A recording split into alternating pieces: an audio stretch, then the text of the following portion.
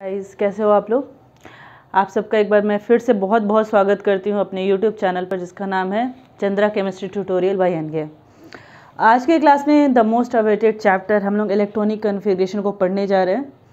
और electronic configuration आपको किसी का भी करना, मैं इन ऑल 118 एलिमेंट की बात कर रही हूँ। आपको किसी का भी इलेक्ट्रॉनिक कन्फिग्रेशन करना है अगर, तो आपको 3 रूल के बारे में पता होना चाहिए 118 एलिमेंट के कन्फिग्रेशन के लिए। तीनों रूल बहुत ही आसान है, that is Hund's rule, exclusion principle and aufbau principle. शुरुआत में अबव से करूँगी, उसके बाद एक्सक्लूजन और हून्स रूल को बताऊँगी, ठीक है। एक मैंने और लिखा हुआ है बोरबरी principal.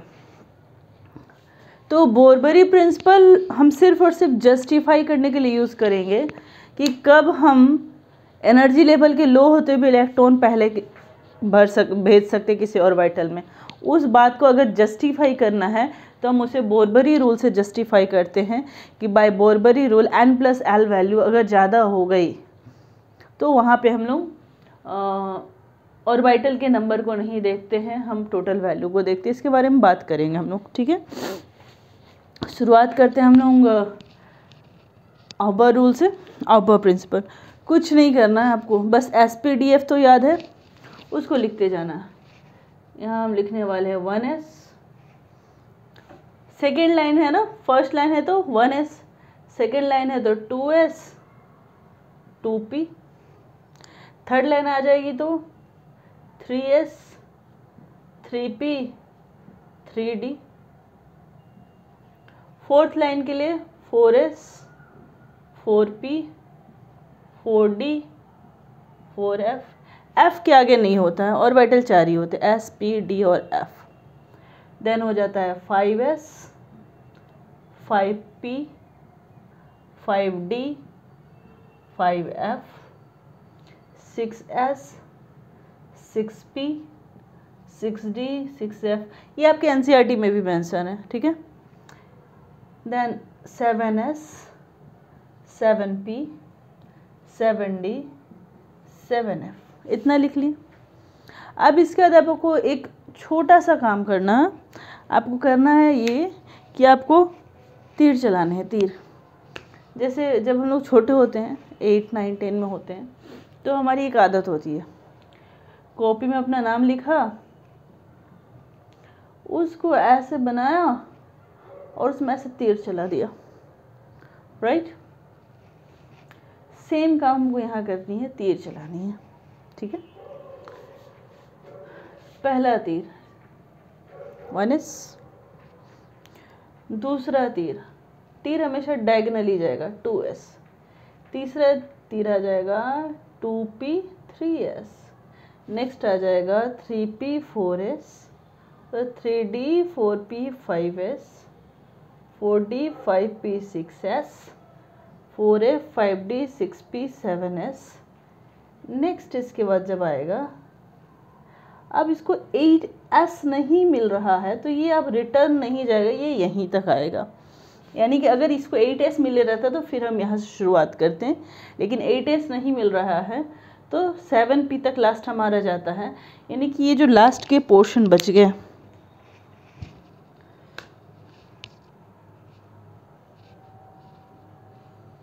This is useless.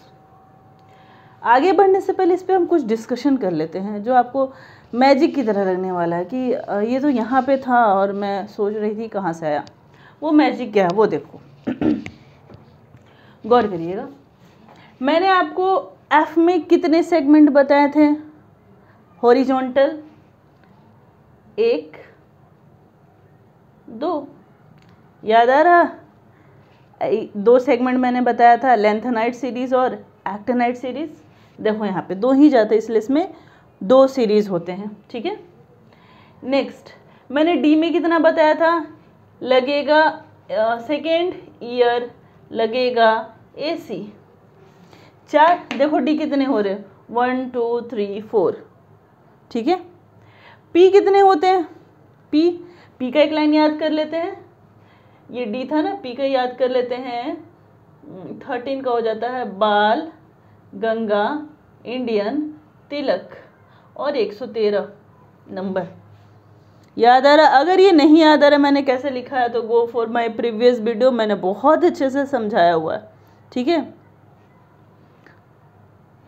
Sign कर रहे हैं क्या बोर्ड?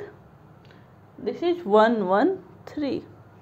ओके, तो कितने हो गए? 1 2 3 4 5 6।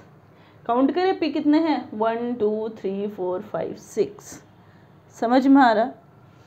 एस कितने होंगे? एस वाली याद कर लो फर्स्ट लाइन, ह ली ना करे रब से फरियाद। ठीक है, तो आप गौर करो यहाँ पर कि मैंने कितने लाइन लिखे हैं? 1 2 3 4 5 6 7। काउंट करो यहाँ कितने हैं? 1 2 3 4 5 6 7। 8s नहीं होता है, दिस डज नॉट एग्जिस्ट। तो यहाँ से आपको ये समझ में आया कि s में कितने हॉरिजॉन्टल लाइन जाएंगे, p में कितने जाएंगे, d में कितने जाएंगे और f में कितने जाएंगे। कहाँ से हमको पता चल रहा है ये सारी बातें? ये सारी बातें हमको पता चल रहा है अवबा प्रिंसिपल से। क्लियर यहाँ तक? कोई इशू? डस्टर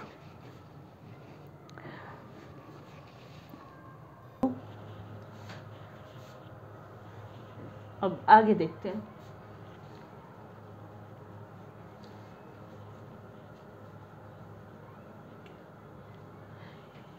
आप इसको 1 से 2 बार लिखोगे, आपको प्रैक्टिस हो जाएगी। अब इलेक्ट्रॉनिक कॉन्फ़िगरेशन करने से पहले मैं आपको एक और स्टेटमेंट पहले बता चुकी हूँ कि एस में मैक्सिमम ऑफ कितने इलेक्ट्रॉन जाएंगे? तो एस में मैक्सिमम ऑफ 2 इलेक्ट्रॉन जाते हैं, मैक्सिमम ऑफ 2 इलेक्ट्रॉन। ठीक है, पी में कितने जाते हैं? 6। ये कहाँ से पता चलेगा? ये हमको इन दोनों से पता चलने वाला है बाद में। ठीक है, डी में कितने जाते हैं? 10, 10 से ज़्यादा नहीं जाएगा। और एफ में जाते हैं 14। ठीक है, ये आप ध्यान रखोगे। एस में मैक्सिमम ऑफ 2 इलेक्ट्रॉन, पी में 6 इलेक्ट्रॉन, डी में 10 इलेक्ट्रॉन और एफ में 14 इलेक्ट्रॉन। ठीक है, अब 1-2 इलेक्ट्रॉनिक कन्फिगरेशन से करने की कोशिश करते हैं इसके बेसिस पर। ओके, चलो हम एग्जाम्पल किसका ले लें? सोडियम का लेते हैं, मोस्ट कॉमनली सोडियम को लेकर के बताया जाता है। चलो हम भी सोडियम ही लेते हैं। 11 इलेक्ट्रॉन सोडियम में होते हैं। 9, इसको भी आपको याद करने की आवश्यकता नहीं पड़ेगी। In some classes I will tell you कि आप इलेक्ट्रॉनिक नंबर कैसे याद रखोगे। सबका तरीका होता है, रटना कुछ भी नहीं है। ठीक है, 11 इलेक्ट्रॉन है, कन्फिगरेशन करना शुरू करें। पहले 1s लिख दिया। जब आप सीख रहे हो तो आप फील मत करो, पहले आप इसको अरेंज कर लो। फिर 2s लिख दिया। फिर किस में गया है? 2p एंड 3s, तो हमने 2p लिख दिया, 3s लिख दिया और उसके बाद एक और लाइन लिख दो 3p। मुझे नहीं पता यहाँ तक फील होगा कि नहीं, मैंने लिख दिया। अब इलेक्ट्रॉन को फिल करना शुरू करते हैं। एस में मैक्सिमम 2 इलेक्ट्रॉन, मेरे पास 11 है, मैंने आराम से इसमें डाल दिया 2 इलेक्ट्रॉन, 1:2। ठीक है, पी में मैक्सिमम ऑफ कितने जाते हैं? मैक्सिमम ऑफ, अच्छा यहाँ फिर से ऐसा ना, तो फिर से इसमें जाएगा 2, तो 1:2, 2:2। पी में मैक्सिमम ऑफ कितने इलेक्ट्रॉन जाते हैं? पी में मैक्सिमम ऑफ 6 इलेक्ट्रॉन जाते हैं, तो यहाँ पे पुट कर दिया 6। और अब कितने हो गए? 6 2 8 2 10, बच गया 1 इलेक्ट्रॉन। इस 3s में मैक्सिमम 2 जा सकते हैं, लेकिन हमारे पास 1 ही है, तो हमने यहाँ फिल कर दिया 1। अब इसकी आवश्यकता नहीं है, मेरा तो बोर्ड है तो मैं मिटा दूंगी। आप या तो कट करो या फिर प्रैक्टिस कर लो या फिर पेंसिल से ट्राई करो। ठीक है, खैर अगर आपके ब्रेन में पीरियोडिक टेबल है तो आप अपने आप समझ जाओगे हमको 3s से आगे जाना है कि नहीं जाना है। कैसे? हॉलीना कितने नंबर पे आ रहा है? 1 2 3, 3rd नंबर पे आ रहा है, 3s होगा। ठीक है, सारी चीज़ें एक दूसरे से रिलेटेड है। नाउ ये हमारा कन्फिग्रेशन हो गया। एक और एग्जांपल ले ले, मैग्नीशियम Mg। आपको एस ब्लॉक के कन्फिग्रेशन में कोई तकल्लुफ़ ना होने वाली है, एकदम आराम से कर लोगे। आप पी का कन्फिग्रेशन बिल्कुल आराम से कर लोगे। आपको परेशानी होने वाली है डी और एफ में, वहाँ पे आपको दिक्कत आने वाली है, ठीक है। Mg 12 इलेक्ट्रॉन, तो इसका कन्फिग्रेशन कैसे होएगा? Mg का 1s 2s 2p 3s। बेटा मांगे कार, तीसरे नंबर पे आ रहा है, मैंने 3s तक डाल दिया है। जितने नंबर पे आएगा उतना तक डाल देना है, ठीक है। नो 1s2 2s2 2p6 10 हुआ ना, अभी 2 इलेक्ट्रॉन बचे हैं, 3s2। आराम से हो जा रहा है इलेक्ट्रॉनिक कन्फिग्रेशन। इलेक्ट्रॉनिक कन्फिग्रेशन का ये वाला पोर्शन जो हम लोग KLMN करते हैं ना, वो 9 तक 8 9 तक अच्छा लगता है। इनफैक्ट CBSE बोर्ड में 10 से इसी आंसर को एक्सपेक्ट किया जाता है। आप 2 8 18 वाला कन्फिग्रेशन नहीं कर सकते हो, हालांकि हम कर वही रहे हैं। मैं बाद में सिमुलेट करके दिखाऊंगी। देखो यहाँ तक 2 आया, इन दोनों को मिला देंगे तो 8 हुआ, यहाँ तक मिलाएंगे तो 18 हुआ, लेकिन आपको लिखना है इस पैटर्न पर, ठीक है। सो 2 इलेक्ट्रॉनिक कन्फिग्रेशन हो गए। एक और देख लेते हैं क्लोरीन का, Cl। कितने इलेक्ट्रॉन होते हैं क्लोरीन में? इट्स 17। इलेक्ट्रॉनिक कन्फिग्रेशन करने से पहले पैटर्न को लिख ले। पैटर्न है हमारा 1s 2s 2p 3s 3p। कितना तक लिखेंगे? नई जानकारी है तो पूरा लिखो, चूँकि मुझे पीरियोडिक टेबल याद है तो मैं काउंट करूँगी। फिर कल बार आई आंटी 5 तक जा रहा है, तो हमको 5s यानी 4p के लेवल तक जाना है। कोई नहीं, आगे करते हैं। 3p 4s, 3p के बाद क्या हो रहा है देखो तो ज़रा। 3p के बाद आ रहा है 4s 4s, और 4s के बाद आ रहा है 3d। 4s के बाद आ रहा है 3d। मुझे नहीं पता यहाँ तक फील होगा कि नहीं होगा, करके देखते हैं, ठीक है। भरे 1s2 मैक्सिमम ऑफ 2 इलेक्ट्रॉन जाता है एस में, 2s2 एस में मैक्सिमम ऑफ 2 इलेक्ट्रॉन जाएगा। 2p6 अभी भी 17 में से 4 गया, अभी भी हमारे पास 13 इलेक्ट्रॉन है, तो 2p6 आराम से हमने भर दिया। 10 इलेक्ट्रॉन गए, अभी भी हमारे हाथ में 7 इलेक्ट्रॉन है, तो 3s2 हमारे पास बच गए 5 इलेक्ट्रॉन। 3p, अब p में कितना डालेंगे? तो p की मैक्सिमम कैपेसिटी होती है 6, लेकिन हमारे पास सिर्फ 5 है, तो ये पाँचों के पाँचों इसमें चले जाएंगे और ये 2 ऑर्बिट बेकार हो गए, ठीक है। तो ये क्लियर हुआ यहाँ तक। कुछ और एग्जाम्पल देखें, चलो देखते हैं।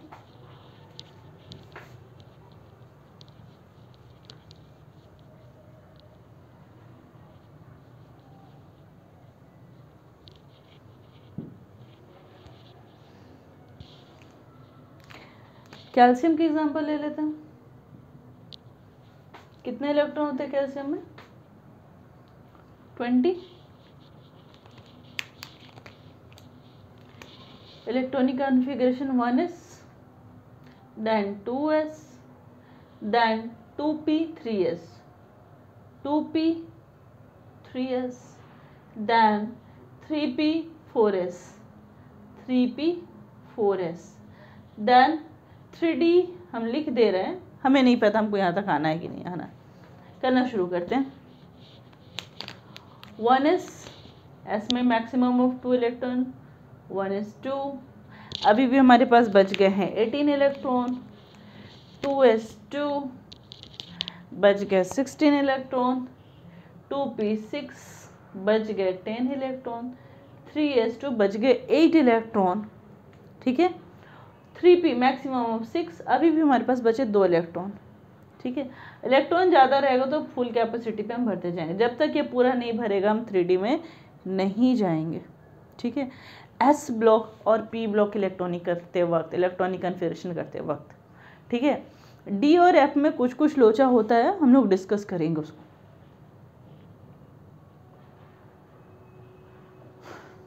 क्लियर है? व्हाट यू वांट कि आप इस अबव प्रिंसिपल पे बेस्ड रेंडमली एस ब्लॉक और पी ब्लॉक का, अब डी और एफ को छोड़ दो, कोई भी एलिमेंट उठा करके एटलीस्ट 20 नॉट 10 से कुछ नहीं होता है, 20 एलिमेंट का इलेक्ट्रॉनिक कन्फिग्रेशन करो। जब तक खुद से नहीं करोगे ना, बोर्ड पे देखते वक्त बड़े अच्छे से लगता है, हाँ मुझे तो समझ में आ ही गया, लेकिन जब आप उसको रियली में अपनी कॉपी पे इम्प्लीमेंट करते हो तो वो आपको समझ में आता है कि आपको समझ में आया है या नहीं आया है। ठीक है, सो हमने यहाँ तक कर लिया, हमारा इलेक्ट्रॉनिक कन्फिग्रेशन कंप्लीट। ये जो हमने किया ना total, this is your Aufbau principle. आज मैंने प्रिंसिपल का स्पेलिंग देख लिया था, PLE। This is your Aufbau principle, मतलब लैंग्वेज में हो जाएगा, electrons are always filled in the orbital in order to increasing energy. Increasing energy के बेसिस पे ही इलेक्ट्रॉन फील होंगे। तो हो सकता है जिन बच्चों के इस पर कमांड है, एक सवाल उनके मन में उठेगा कि ठीक है 1s की एनर्जी कम थी, पहले भरा, उससे ज़्यादा एनर्जी हुई 2s की, भर गया, फिर 2p 3s में 2p की एनर्जी कम है, पहले इसमें गया, 3s की एनर्जी ज़्यादा, यहाँ तक भी सही है। यहाँ पे 3p 4s, चलो ये भी सही कि 3p में गया फिर 4s में गया, लेकिन जैसे यहाँ 3d आते हैं तो मेरे को यहाँ समझ में आता है कि 3p के बाद इलेक्ट्रॉन को जाना चाहिए था 3d में, लेकिन इलेक्ट्रॉन गए हैं 4s में। जाना चाहिए था 3d में, इलेक्ट्रॉन मूव किए हैं 4s में। ऐसा क्यों? It can be asked why. तो इसका रीज़न होता है एनर्जी वैल्यू, जिसको हमने बोरबरी रूल कहा था। बोरबरी रूल होता है N+L वैल्यू। हम जब भी एनर्जी वैल्यू देखेंगे तो N+L को ऐड करके देखा जाता है। N is your principal quantum number, L is your angular quantum number और एजीमुथल क्वांटम नंबर। ओके, तो हम देखते हैं कि इस 4s के लिए कितना है और इस 3d के लिए कितना है। ठीक है, 3d के लिए N+L कितना हो जा रहा है, याद करो, N तो 3 होगा, और D के लिए मैंने क्या बताया था, इलेक्ट्रॉनिक कन्फिग्रेशन वाले क्लास में मैंने बताया था इसको। D के लिए मैंने बताया S के लिए 0 होता है, P के लिए 1 होता है और D के लिए 2 होता है, तो 3 + 2 यानी टोटल हो गया हमारे पास 5। जब हम 4s में आते हैं तो यहाँ पे क्या हो रहा है वो देखो। 4s के केस में 4 + 0, S के लिए 0, तो हमको टोटल वैल्यू मिल रही है 4। तो यहाँ एनर्जी वैल्यू और यहाँ के लेवल वैल्यू, यहाँ पे 5 फ्लोर आ गया, यानी 5th लेवल पे चले गए, और यहाँ पे 4 लेवल पे। अब आप मुझे बताओ दोनों में से कौन सा लेवल लो है? 4 लेवल लो है, तो हम पहले 4 लेवल में जाएंगे, उसके बाद ना 5 में जाएंगे।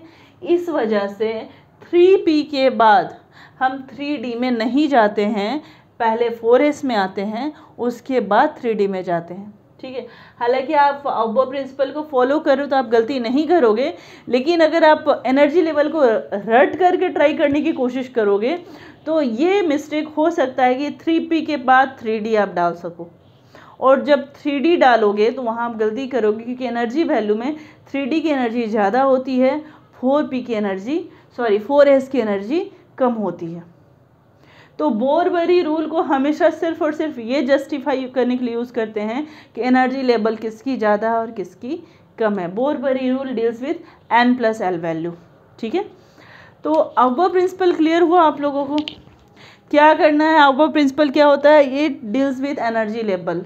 It says electrons are always filled in order of increasing energy, means electron first moves to orbital having lower energy, then to the next level energy, then to the next level energy, then to the next level energy, means in order of increasing energy. Now in order to decide increasing energy, one more rule you have to apply. That one is N+L rule, that is Borbori rule. Generally your normal rule above principle is 100% correct, but when you are going to apply the things at rata basis, so you can get problem. You can apply 3p then 3d and you will come to 4s, and here you are going to do mistake.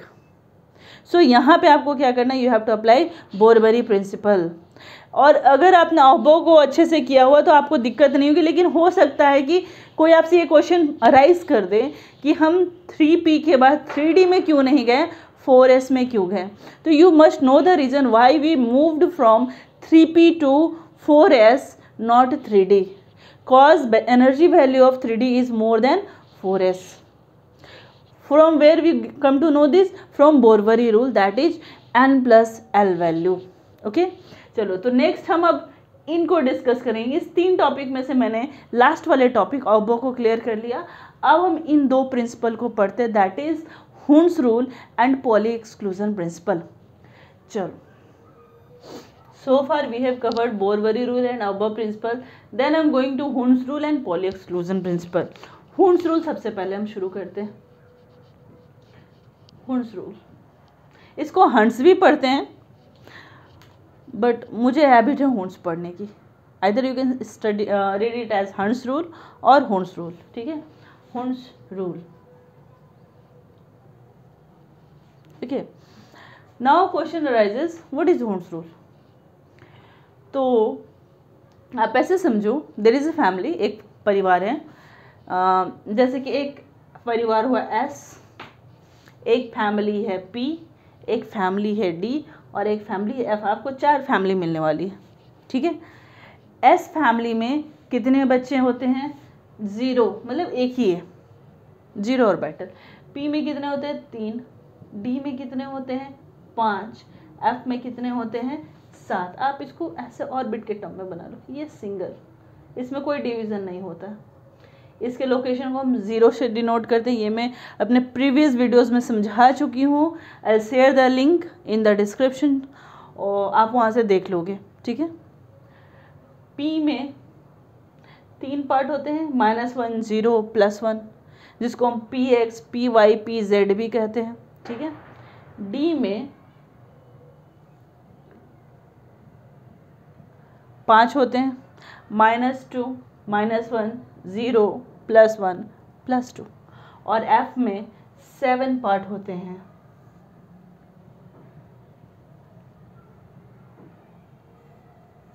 That is -3, -2, -1, 0, +1, +2, +3, ठीक है।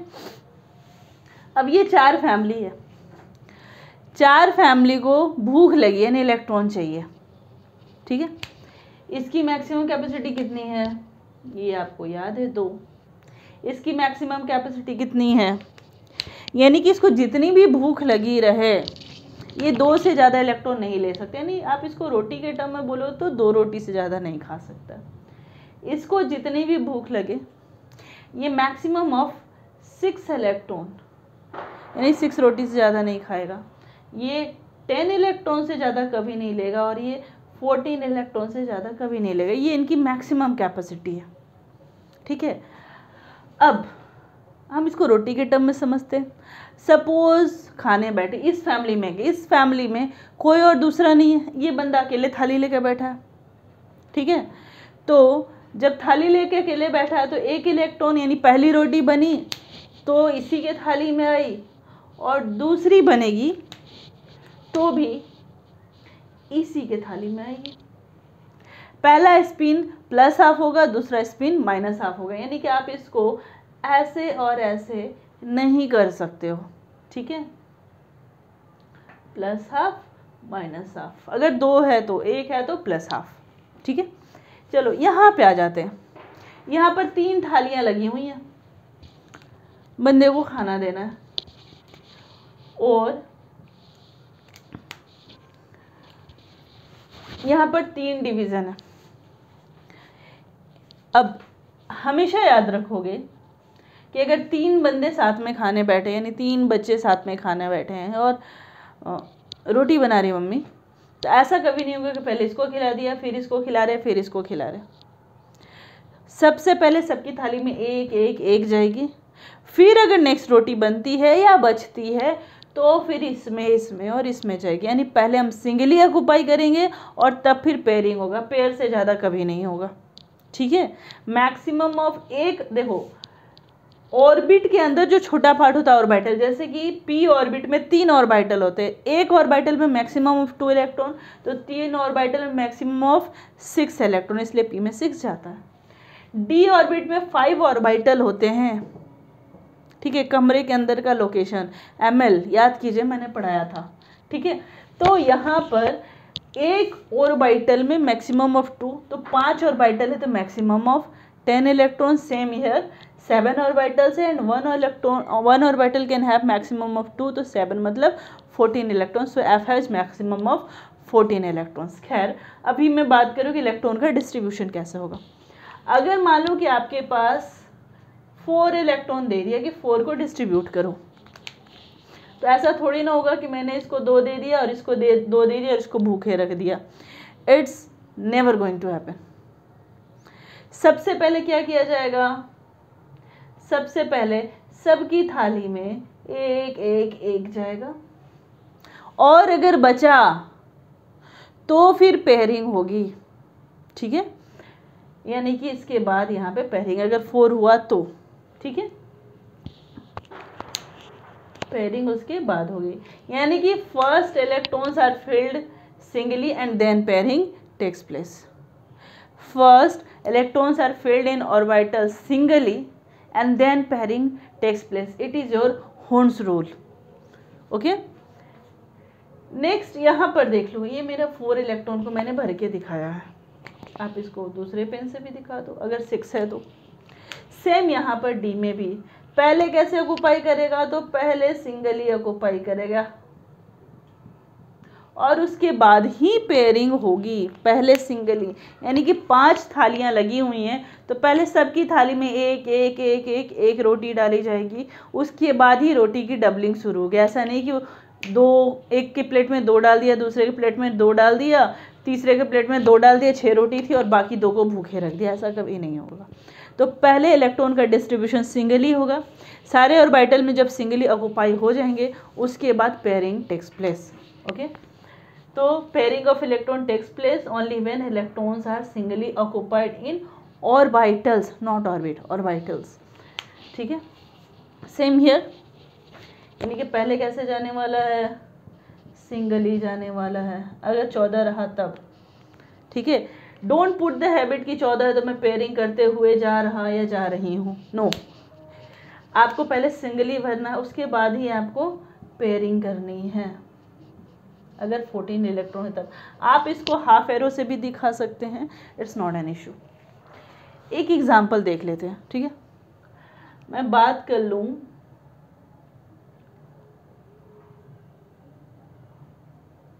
Group 14 की, carbon की बात कर लेती हूँ, ठीक है। 6 इलेक्ट्रॉन होते हैं, टोटल ऑफ 6 इलेक्ट्रॉन।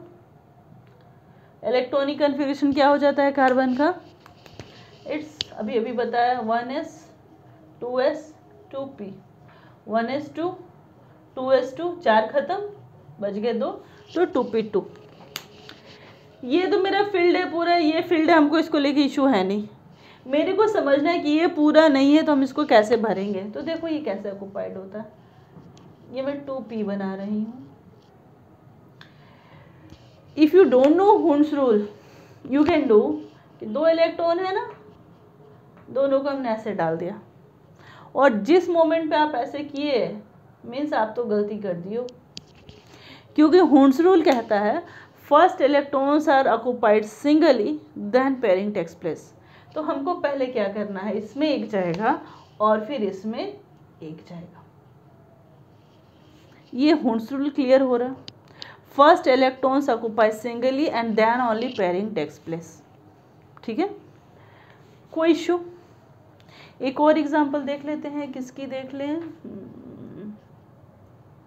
ग्रुप 15 की देख लेते हैं, ठीक है। नाइट्रोजन की देख लेते हैं, सबको नंबर भी याद होएगा। यहाँ पर, यहाँ नाइट्रोजन, डी और एफ अभी मैं इसलिए डिस्कशन नहीं कर रही हूँ क्योंकि मैंने डी और एफ का इलेक्ट्रॉनिक कन्फिगरेशन चर्चा नहीं किया।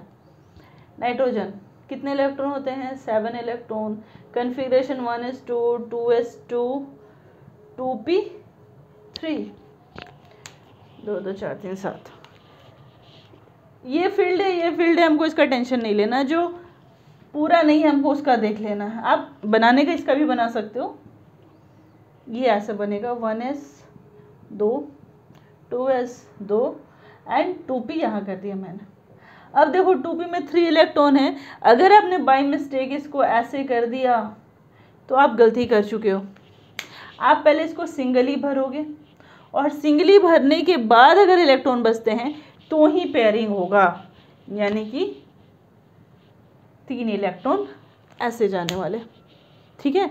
तब तो यहाँ से हम डिसाइड करते हैं कि नाइट्रोजन के बीच ट्रिपल बॉन्ड फॉर्मेशन होते हैं, ठीक है। अगर आपके इलेक्ट्रॉनिक कन्फिगरेशन पे कमांड है तो you can do lots of thing in chemistry, you can understand lots of things. तो आपको ये क्लियर हुआ हुन्स रूल और अहबा प्रिंसिपल। पॉली एक्सक्लूजन प्रिंसिपल को अब हम डिस्कस कर लें। चलो देखो, हमारा जो पॉली एक्सक्लूजन प्रिंसिपल है ये डील करता है इस स्टेटमेंट के साथ कि no two electron can have same value for all the 4 quantum numbers. ये 4 क्वांटम नंबर्स मैं आपको प्रीवियस वीडियो में पढ़ा चुकी हूँ, काफ़ी डिटेल में पढ़ाई हूँ, काफ़ी आसान तरीके से पढ़ाई हूँ। You go for my previous video, description में मैं लिंक शेयर कर दूंगी, आपको बहुत अच्छे से समझ में आने वाला है कि ये 4 क्वांटम नंबर्स क्या होते हैं। अब now come to Pauli exclusion principle. Pauli exclusion principle का स्टेटमेंट मैंने दिया कि no two electron can have same value for all the 4 quantum numbers. मतलब क्या? मतलब कि सारे के सारे इलेक्ट्रॉन अपने आप में एक्सक्लूसिव होते हैं। एक्सक्लूसिव मीन्स मतलब कोई भी 2 इलेक्ट्रॉन, एक ही एटम का कोई भी 2 इलेक्ट्रॉन सेम हो ही नहीं सकता है कभी भी। चारों क्वांटम नंबर कभी भी सेम नहीं हो सकते। 1 2 3 क्वांटम नंबर तक सही हो सकता है, सेम हो सकता है, चौथे क्वांटम नंबर में डिफरेंस आना ही आना है। एग्जाम्पल के लिए एक सिंपल से एग्जाम्पल हम लेकर के चलते हैं, हाइड्रोजन का नहीं, हीलियम का लेते हैं। हाइड्रोजन में तो 1 इलेक्ट्रॉन है तो पता ही नहीं चलेगा। 1s2 2 इलेक्ट्रॉन होते हैं, मैंने इलेक्ट्रॉन को भर दिया। अब मैं पूछूंगी कि बताओ पहले इलेक्ट्रॉन, यहाँ 2 इलेक्ट्रॉन है ना, पहला और दूसरा, तो first electron second electron, first electron के लिए क्वांटम नंबर्स बताओ। तो फर्स्ट इलेक्ट्रॉन के लिए n का वैल्यू हो गया 1, l का वैल्यू हो गया 0, s के लिए l 0 होता है, याद कीजिए मैंने डिस्कस किया हुआ है क्वांटम नंबर्स में। ml का वैल्यू हो जाएगा, चूंकि 0 है तो ये भी 0, और ms का वैल्यू हो जाएगा, थोड़ी देर के लिए छोड़ दे रहे, ठीक है। जैसे हम सेकेंड इलेक्ट्रॉन पे जाते हैं तो सेकेंड इलेक्ट्रॉन में इस सेकेंड के लिए ये 1s है ना, तो इस सेकेंड इलेक्ट्रॉन के लिए भी n का वैल्यू 1, l का वैल्यू 0, क्योंकि s है तो 0 ही होगा।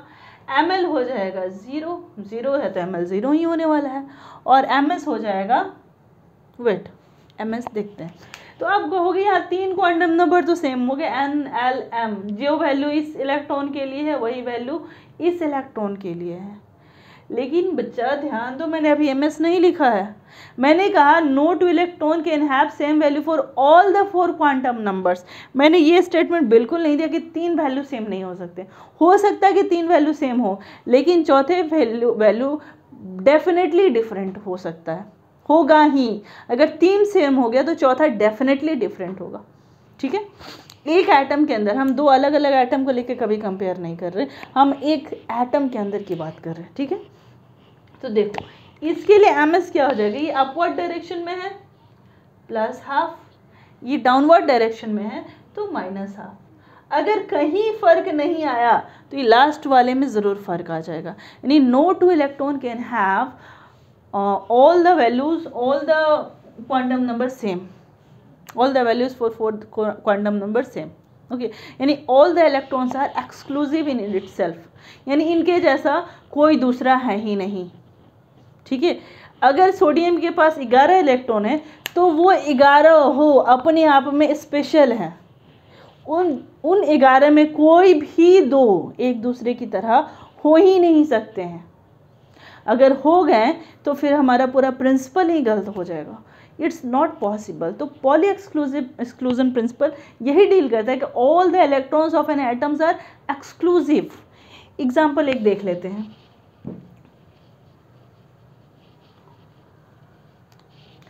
डेफिनेशन क्या करोगे, लिख लोगे, no two electron can have same value for all the 4 quantum numbers, that is all the electrons are exclusive in itself. Sodium 1s2 2s2, ये मैं अब कर दूँ ना, समझ में तो आ चुका है।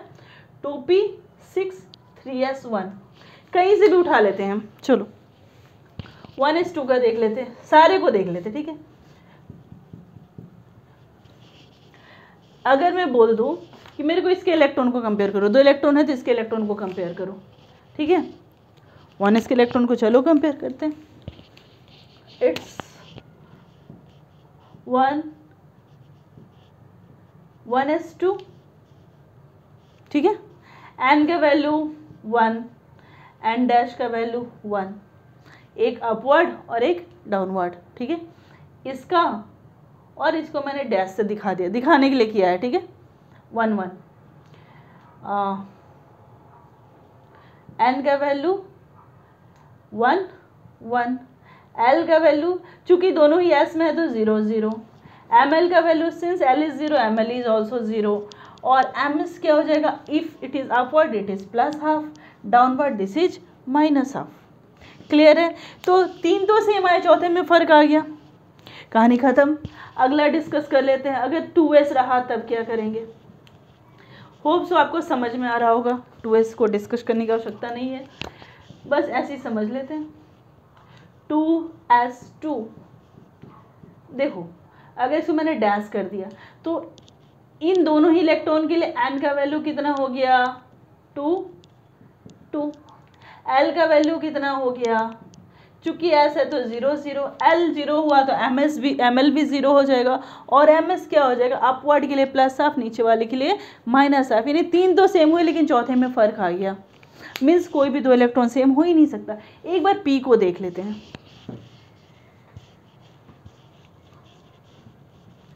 जब हम बात करेंगे p की, 2p6 है हमारा, 2p6,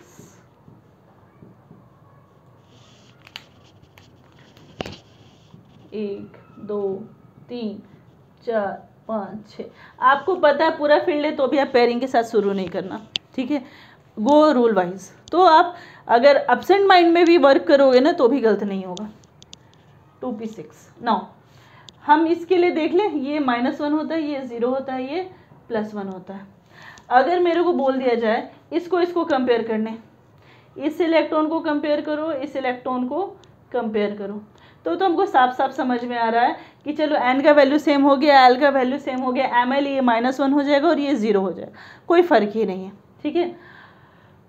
अगर मेरे को बोल दिया इसको और इसको कंपेयर करो तो भी हमको समझ में आ रहा, हमको बहुत नहीं जाना है।